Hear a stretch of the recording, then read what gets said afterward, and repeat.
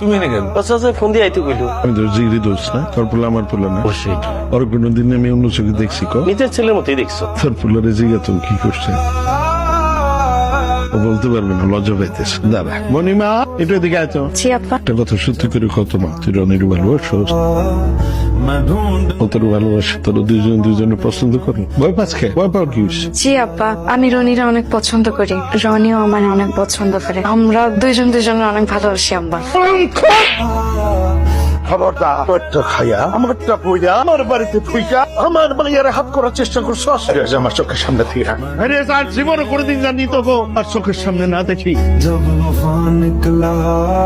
আমার দূরে সরানো, আমি তোমার ছাড়া সারা জীবন সিনেমা থাকতে পারবো না, আর মাফ করে যাও। পিয়ার কোনোদিন আমার চোখের সামনে আসে এটা।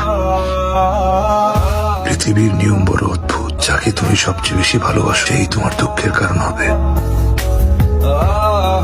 আমি এখন চাচ্ছি কেমন সব সত্যি সত্যি কবি। কি হয়েছে? আমার সুয়া কম সব সত্যি কথা কবি গোলা। আচ্ছা কি হয়েছে বলবা তো? এটা কি খেয়েটা কি করছিস তুই? কি করছিস তুই? এটা আমি কি জবাব দিব তোকে? আমি কি জবাব মুখে আমি আমার কপালটাতে আমি করলি কে? মা প্লিজ তোমরা আমার এই কাজ করতে বলো না।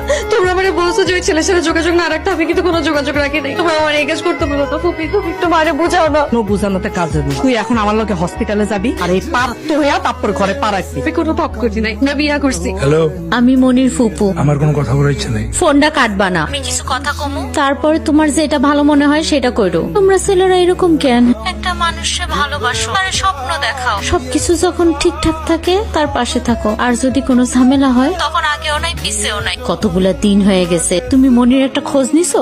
জানতে চাইছো কেমন আছে? মনির লগে কথা কও।